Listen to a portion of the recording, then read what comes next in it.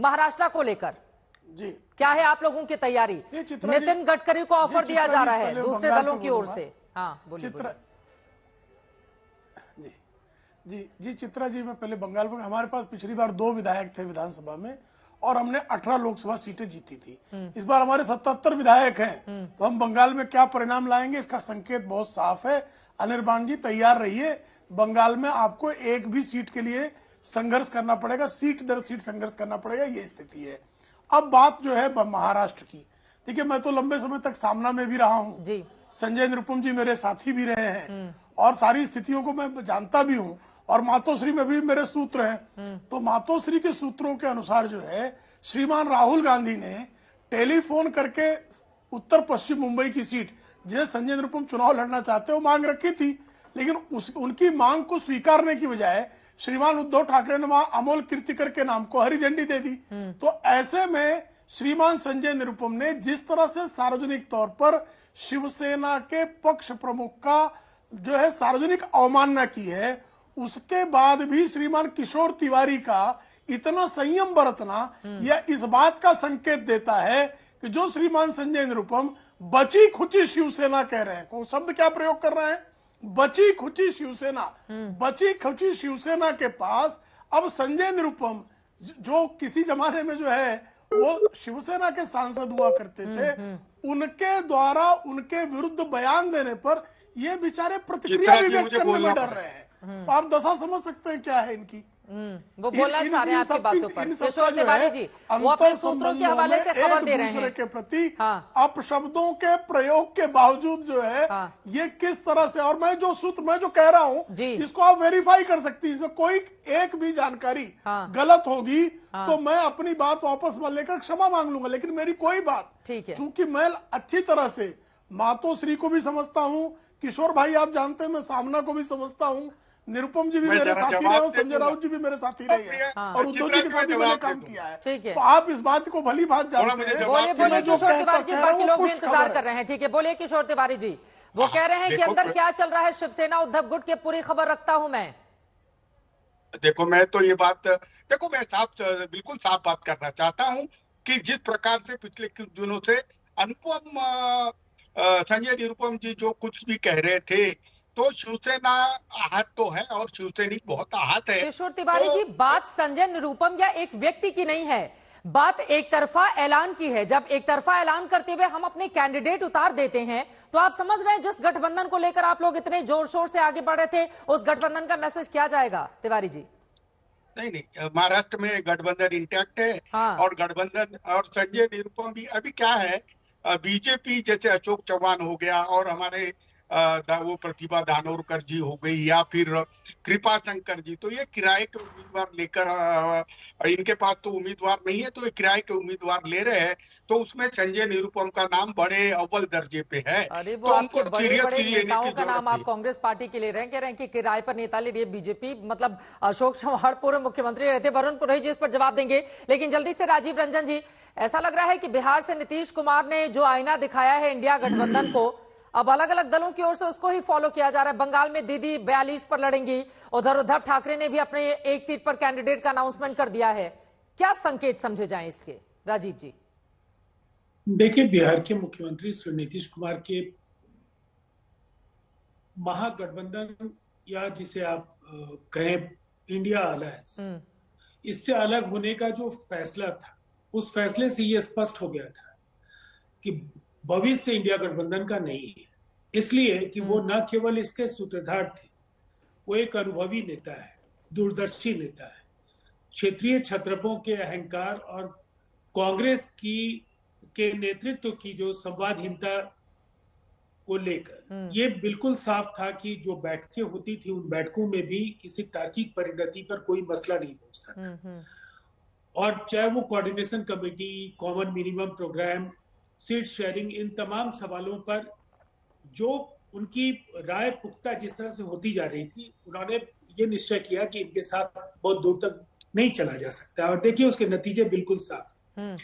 3 राज्य, आप देखिए त्रिपुरा एक राज्य है जहां इनका समझौता हो पाया है, लेकिन वहां भारतीय जनता पार्टी की चुनौती एक तरफा है, वहां कोई मुकाबला नहीं। बंगाल एक चुनौती हो सकती थी, लेकिन बंगाल में जिस तरह से गठबंधन चतुष्कोणीय संघर्ष में इनका फंस गया, वहां भारतीय जनता पार्टी की आंधी का मुकाबला ये नहीं कर पाए। और केरल, जहां ठीक है सामने भारतीय जनता पार्टी बहुत बड़ी शक्ति नहीं है, लेकिन गठबंधन धर्म के निर्वहन के लिए वो एक मॉडल स्टेट हो सकता था। लेकिन वहां भी सीटों की जो मारामारी थी उसको लेकर गठबंधन चुनाव शुरू होने के पहले ही समाप्त हो गया। अब ये महाराष्ट्र की ये बानगी है। महाराष्ट्र में अनेक ऐसे सीट हैं जहां इस तरह के दृश्य अलग अलग घटक दलों की ओर से दिखने को मिलेंगे। और दूसरी तरफ मैं एक बात कहना चाहूंगा, उत्तर प्रदेश में गठबंधन से आरएलडी के निकलने के बाद जब वो साथ भी थे तो ये सब लोग एडमिट करते थे कि वहां मोदी जी और योगी जी की जो युगलबंदी है उसका मुकाबला करने में अखिलेश जी और वहां इंडिया अलायंस सक्षम नहीं दिखता था। लेकिन आरएलडी के जाने के बाद और बीएसपी कभी जुड़ा नहीं, इसलिए वो वहां भी एक तरफा लड़ाई।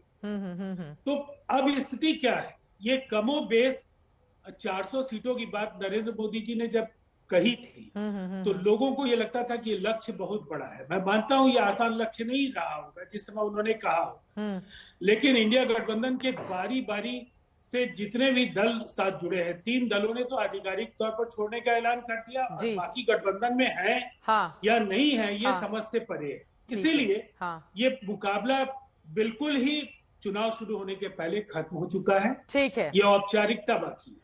लेकिन मेरा सवाल इसी के साथ खड़ा होता है, वरुण पुरोहित जी आपके पास भी आते हुए और हमारे साथ एलजेपीआर के धीरेन्द्र जी भी जुड़े हुए हैं, आपके पास भी आते हुए मेरा ये सवाल है कि एक तरफ बीजेपी को हराना है, नरेंद्र मोदी को हराना है, बीजेपी तानाशाही कर रही है, देश का लोकतंत्र खतरे में है, तामझाम के साथ इंडिया गठबंधन बनाया गया। ऊपर से अब उसी बीजेपी के पास आकर यह कहा जा रहा है कि नहीं वो लोग बीजेपी से लड़ नहीं पाएंगे, इस वजह से हम बीजेपी के खांचे में चले जाएं। ये बातें समझ से परे हैं। लेकिन वरुण पुरोहित जी आपके पास आते हुए, अब कांग्रेस का तो क्षण से जो सपना टूट रहा है एक एक राज्य में, इसके लिए तो कांग्रेस ही जिम्मेदार है ना। आप क्षेत्रीय दलों को कैसे दोष दे सकते हैं? क्षेत्रीय दल जो डिमांड करते थे कांग्रेस पार्टी समय पर अगर पूरा नहीं करेगी तो कब तक वो कांग्रेस के भरोसे बैठे रहेंगे? अब देखिए दीदी ने भी 42 सीटों पर उम्मीदवारों का ऐलान कर दिया और यहां पर तो आपके सबसे बड़े चेहरे को ही हराने के लिए यूसुफ पठान को उतार दिया है मैदान में। वरुण जी, चित्रा जी, जो बंगाल का हमारा सबसे बड़ा चेहरा है, 5 बार का सांसद है, फिर जीतेगा। क्रिकेट खिलाड़ी उतार दो, कोई हीरो हीरोइन उतार दो, उससे हारने वाले नहीं। बंगाल की बात आप कर रहे हो, देखो संदेश खाली की जो घटना हुई है उस पर हम कोई आंख मूंद के तो रह नहीं सकते। राहुल गांधी जी की यात्रा गई, उसमें आपने देखा किस प्रकार का व्यवहार था। कुछ समय पहले हमारा एक विधायक जीता, ममता दीदी ने वापस ले लिया। ममता दीदी कांग्रेस से निकली हुई है, कांग्रेस शब्द का ही उपयोग अभी करती है। भारतीय जनता पार्टी वहां पे जो है तृणमूल या कांग्रेस के आदमी लेके अस्तित्व में खुद का उनका कुछ समान नहीं है। लेकिन ये चुनाव जो दंगल आपका टॉपिक का नाम, इसका डिबेट है, जबरदस्त दंगल होने वाला है 24 के चुनाव में। ये आसान राय नहीं है। अभी राजीव रंजन जी कह रहे थे कि वॉक ओवर होगा। आप देखिएगा कांग्रेस पार्टी को सपोर्ट करने वाले अनिर्बन जी तो कह रहे हैं दोनों सीटें हारेगी कांग्रेस जो जीती थी 2019 में। देखिए सबको दावा भरने का अधिकार है। मोदी जी भी कह रहे हैं 400 पार, कोई कह रहा है 42 पूरी आएंगी, कोई क्या कह रहा है। लेकिन कांग्रेस एक लिबरल और डेमोक्रेटिक फोरम है। ये किशोर की तरह क्यों मुस्कुरा रहे हैं, मुझे समझ में नहीं आ रहा है। मैं उनके पास आऊंगी, अपनी बात आप पूरी कर लें। हाँ, राहुल गांधी की यात्रा के बाद माहौल बदला है और हमारी जो लिस्ट आएगी वो हमारे हिसाब से आती है। सब एक पुलिसिया फॉर्मेट समझाना चाहते हैं कि कांग्रेस पुलिसिया फॉर्मेट। भाई कांग्रेस आज से नहीं, जब से आजाद भारत हुआ है, जब से कांग्रेस की लिस्टें लास्ट तक आती रहती है, टिकट फार्म बढ़ने से पहले भी बदल जाते हैं। अब जहां तक आपने महाराष्ट्र की बात की, मैंने कई बार आपको कहा कांग्रेस की बात करता हूँ। संजय निरुपम कहां से है? गैर कांग्रेस पृष्ठभूमि के आदमी।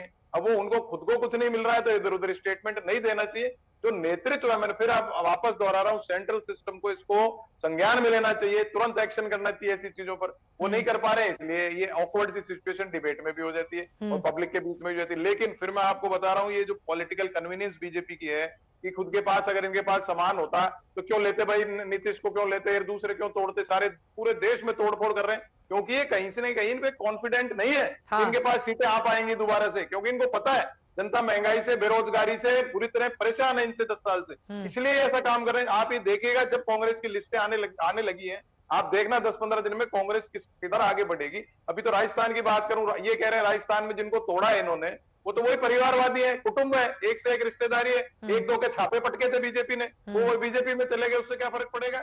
आप इनके खुद के सांसद जो कांग्रेस मूल के थे वापस कांग्रेस में आते जा रहे हैं। तो आप जब इसको देखोगे चुनाव को भी 15-20 दिन बाद, आप तो पूरा हिंदुस्तान घूमते हैं, आपका तो सॉफ्टवेयर भी पॉलिटिकल वो है, तो आप उसको देखोगे तो आपको खुद को समझ में आएगा कि तृणमूल भी जीतेगी। तो तृणमूल की जो सरकार, एक पॉइंट में कहना भूल गया, अभी जो विधानसभा चुनाव हुए थे पिछले, उसमें कांग्रेस और लेफ्ट अगर नहीं करता तो तृणमूल की ममता दीदी की सरकार ही नहीं बनती। उस समय कैसी स्थिति उत्पन्न हो गई थी। तो आज की क्या नहीं तारीख में करते भी कांग्रेस और लेफ्ट वाले क्या नहीं करते तो दीदी की सरकार नहीं बनती?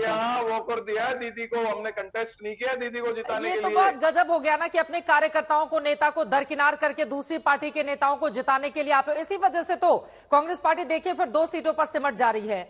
यही हाल यूपी में भी है, यही हाल आपका महाराष्ट्र में, मतलब इस बात को समझना होगा ना वरुण पुरोहित जी। आप ये कह रहे हैं कि बीजेपी को हराने के लिए हमने दूसरी पार्टी को सपोर्ट कर दिया, अब आपका तो विधायक फिर वहां पर दिखेगा नहीं ना उस तरह से 2/3 मैंडेट के साथ। अब ममता बनर्जी खुश हो जाएं, अब ममता बनर्जी जीत जाए, उससे कांग्रेस पार्टी खुश होती रहे कि बीजेपी कम से कम सरकार नहीं बना पाई। मैं तो कई साल से चित्रा जी इस बात को उठा रहा हूँ कि कांग्रेस में गैर पृष्ठभूमि के लोगों को नहीं रहना चाहिए। आपने मेरी अगर डिबेट का, आपको तो मैंने बता रहा हूँ डिबेट्स में कहा कि कांग्रेस को अकेले लड़ना चाहिए, क्यों कार्यकर्ता धीरे धीरे खत्म होता जाता है, संगठन खत्म हो जाता है। आप 42 सीटें हारोगे तो हार जाओगे, लेकिन सीटें तो जीत, कंटेस्ट तो करोगे ना। हर गांव गांव आपका झंडा तो आएगा, लहराएगा। उत्तर प्रदेश में भी एक आ गया था। में 2022 में कांग्रेस अकेले ही लड़ी थी, 403 में से 2 सीटें मिली थी, आपको जानकारी होना चाहिए।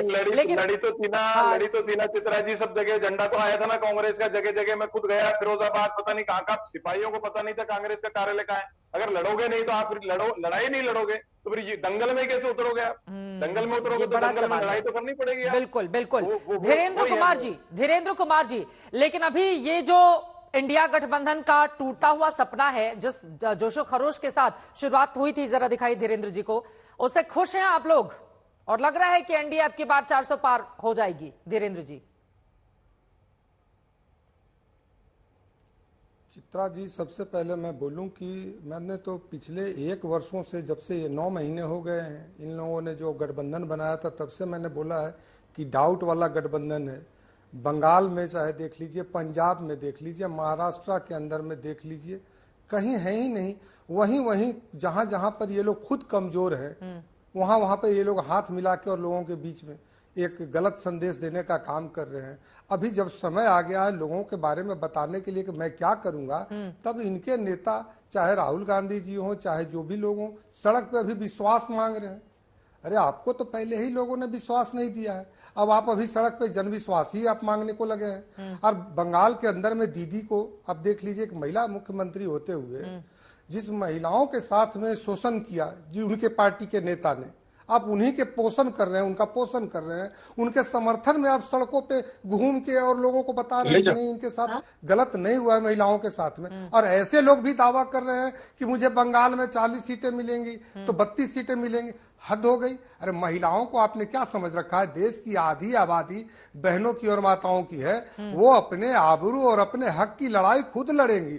और अभी तो हमारे गठबंधन ने अभी लोकसभा में पारित किया है नारी बंधन अधिनियम, तो इसका डायरेक्ट लाभ अब मिलने जा रहा है हमारे गठबंधन को। और चाहे बंगाल के हो, महाराष्ट्र के हो, पूरे देश की महिलाएं हो, युवाओं के हाल देख लीजिए। आज बिहार में हमारे नेता आदरणीय चिराग पासवान जी ने एक बड़ी जनसभा की है वैशाली में, वहां पर जो युवाओं की संख्या थी वो देखने लायक थी।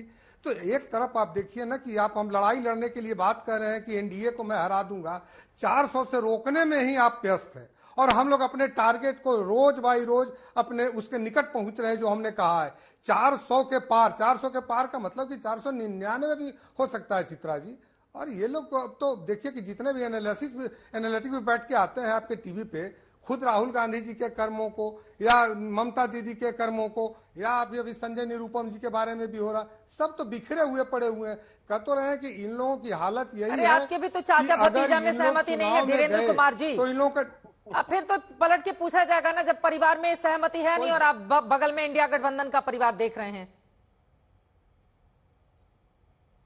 हमारे नेता आदरणीय चिराग पासवान जी बिहार और 13 करोड़ बिहारियों की राजनीति करते हैं चित्रा जी, वो परिवार की राजनीति नहीं करते हैं। मैं कई बार आपके चैनल पर बोला है, हमारे लिए प्राथमिकता है बिहार को आगे बढ़ाना, हमारे लिए प्राथमिकता है बिहार को क्या और सुविधा दे सकते हैं, इसकी राजनीति हम कर रहे हैं। गठबंधन करके और सिर्फ चुनाव जीत गए और उसके लिए कुछ नहीं करे। आखिर देश के लोगों का विश्वास है हमारे गठबंधन पर, तभी ना हम लोगों को लगातार तीसरी बार भी ये नारा दे पा रहे हैं और हर बार अपनी टारगेट हम लोग बढ़ाते जा रहे हैं। ये देखिए ना, प्रो इनकम्बेंसी जिसको कह सकते हैं कि कभी 300 पर आ रहे थे, आज हम 400 के पार जा रहे हैं। नए जब 2029 में नया संसद भवन जो बना है उसमें जब 700 से ऊपर की संख्या होगी तब हमारा एक नया टारगेट होगा 600 पार का।